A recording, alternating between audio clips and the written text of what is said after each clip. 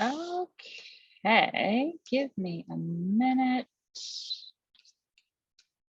Hi, welcome to Fit News. It's Wednesday, and we are going to chat today about HIIT. What is it? What is it not? Do I have to do it? How do I do it if I do it? All these things. Now, have we talked about HIIT before? Yes, here and there. But we're going to talk about it again because I do get a lot of questions about HIIT, and we're going to address some of those today. So what is HIIT? First of all, high intensity interval training. So think of it as interval cardio work that you would do.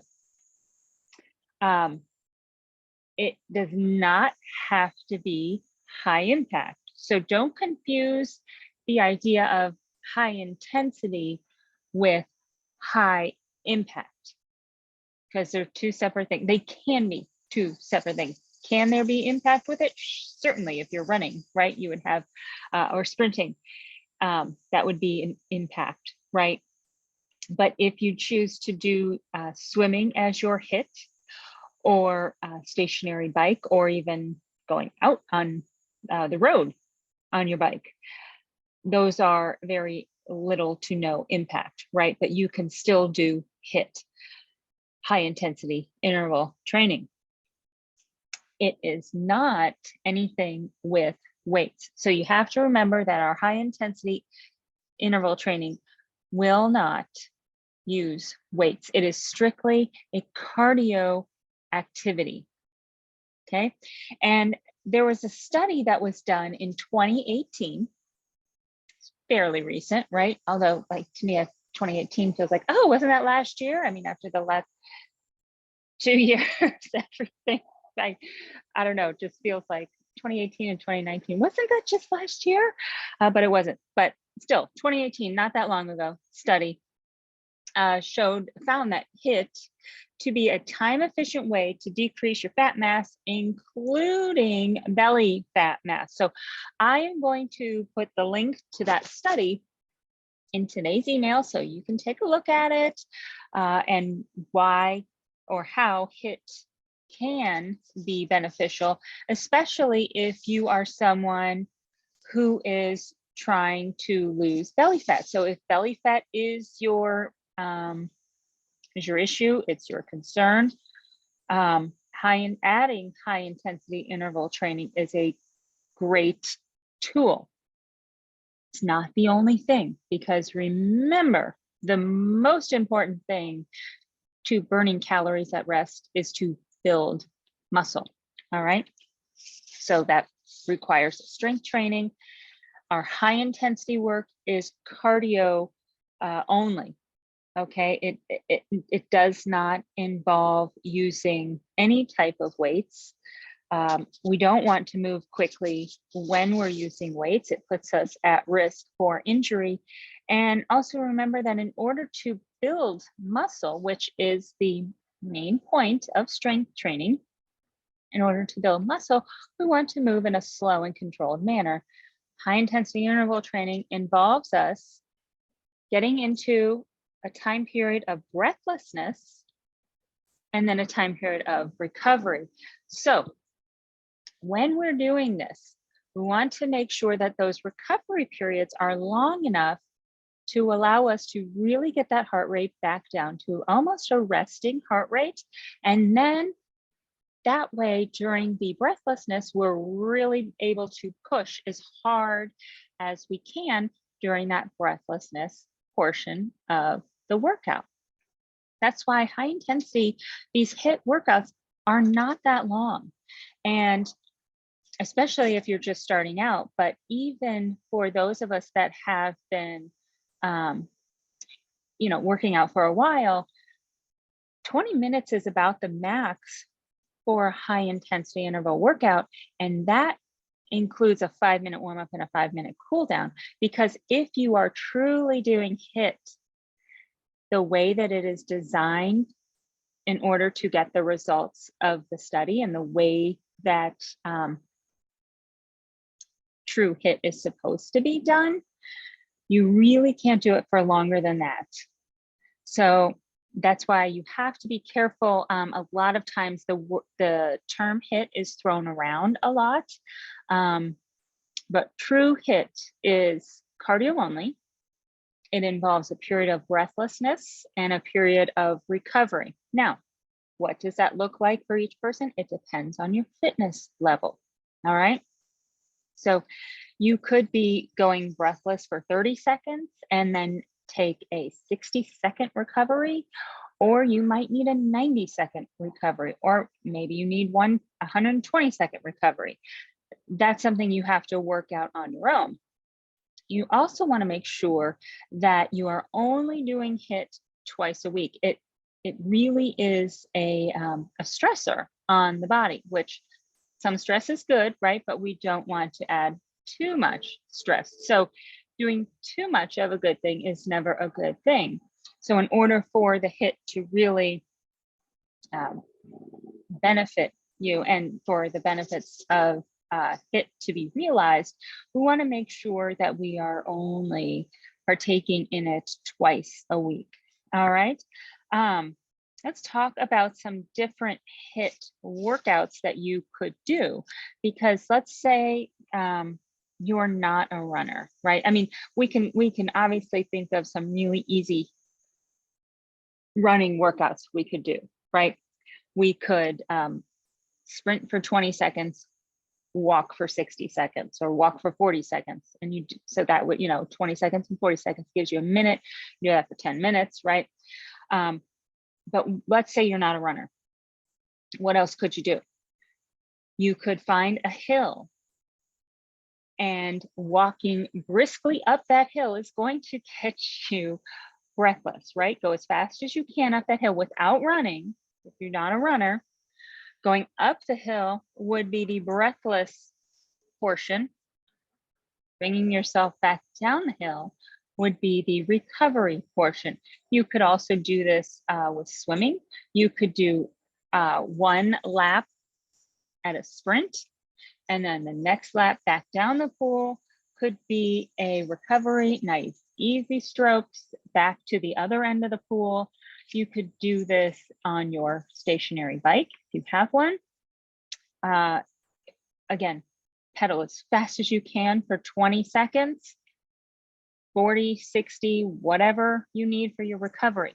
So there are many different options. One of my favorites in the winter time is jump rope. I love to jump rope in the winter because I don't go outside much in the winter, let's be honest. I don't like the cold, even with coats and whatnot. Like Reynolds, But so, you could do jump rope. I like to do that in the winter. It's a great HIIT workout because not only, so that is higher impact, obviously, but that high impact is also good for, don't forget, for building your bone density. What else do I want to cover about HIIT? Do I have to do it is another good one that I get. Okay. No, you don't have to do HIIT so I want to go back to this 2018 study, right? If your goal is to work on belly fat, then yes, it's going to help you. So yes, I highly recommend that you add it and you find an activity that works for your body, because it is for all levels. You just have to find what activity and the intensity that works for your body. So you're going to get to a point of breathlessness and then recovery in whatever type of cardio, right? And that is for any level. If you're not keen on it and you're not worried and you don't have belly fat that you're trying to get rid of, do you have to do it? The only exercise I will ever tell you that you have to do is your strength training, because think about this. You're losing muscle daily, right? If you don't maintain or build that muscle, once it's gone, it's gone. And then you're frail. So that's why the only exercise I will tell you that you have to do in some fashion is your strength training. The HIIT, it's up to you. Should you do some form of cardio? Yes. But if you're like, oh my God, I'm dreading that, I don't want to do that, I'm really not into that, I don't have a belly fat issue, you know, there are times that I'm not always doing HIIT. I go with what my body is feeling. I'm a little more lenient when it comes to my cardio, because there are days that I'm like, yeah, I really do feel like doing a hill workout or doing a few sprints. So my body's feeling up to it. Let's do it. And then there are days that are just like, not really feeling that. That doesn't really feel like something I feel like doing today. And I'm really a big believer that your exercise should bring you joy. And you need to be doing movements that you enjoy. Are there some exercises that you're not going to like, such as maybe you're one of those that hates the strength training? Yes, but again, I tell you, if you don't strengthen your muscles, you don't work on them, then they're not going to be there to support you as you age. So just as you have to do the laundry sometimes, you have to do the strength training. The other stuff is the negotiable stuff, right? We want to obviously make sure that our heart stays healthy. So we want to find some form of cardio. But if belly fat is not something that is posing a problem for you or your health, and HIIT just sounds miserable to you, then find an activity that doesn't sound miserable to you, that's going to keep you engaged and going to keep you moving and active on the days that you're not doing your strength training. Make sure you're still doing a rest day, right? Because our body needs rest, but rest and recovery is just as important as the exercise itself, okay? Let me see, I have a couple questions written down. Let's see, do I have to do HIIT? That depends. You don't have to run or walk. You can come up with any form of cardio. Does it matter when I do HIIT? This is an important one because yes, it does matter when you do your HIIT, because it matters when you do your cardio as well. Because if we do our cardio too late in the day, roughly, for after 4, we run the risk of disrupting our sleep. And when it comes down to it, the sleep is the game changer. So if it's 5, 6 o'clock and you're like, oh, it's my HIIT day and I have to get it in, I would rather have you skip the HIIT, find a gentle, whether that's yoga, a nice easy walk, some slow strength training, than have you raise your heart rate too late in the day, because your sleep, that's the needle mover. That is the true needle mover when it comes to your health and your overall health, your weight, your heart health is sleep.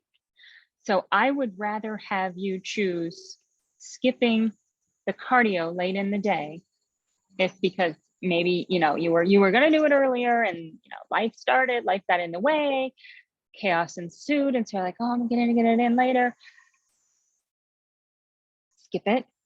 Go for a nice easy walk, get some gentle yoga in, strength training, as long as you don't raise your heart rate. Anything that raises that heart rate, you run the risk of disrupting your sleep that night. And that's the last thing as a midlife woman you want to do, is disrupt your sleep, okay? If you think of any additional questions on HIIT, let me know. If you do participate in HIIT, let me know what do you like to do? What's your favorite activity for HIIT? And make sure that you're only doing it twice a week, not back to back. You have at least 48 hours in between those HIIT workouts, just like we don't do our strength training back to back, right? We want to make sure that we have some time in between for recovery. So make sure that those workouts are spaced out correctly. And make sure that you are creating a routine that you are more likely to follow. Okay. That's the best way to become consistent. So find movement that sparks joy in you, not your neighbor, in you, and you will be more likely to be consistent with that movement. All right. Again, you don't have to do HIIT. If you're looking for, you've tried everything and that belly fat's still there and you just want to get rid of it, you might want to try adding HIIT, see what happens. And I will put the link to the 2018 study in the email. And that is all I have for you this week. Make it a great week. And I will see you for Fit News next week.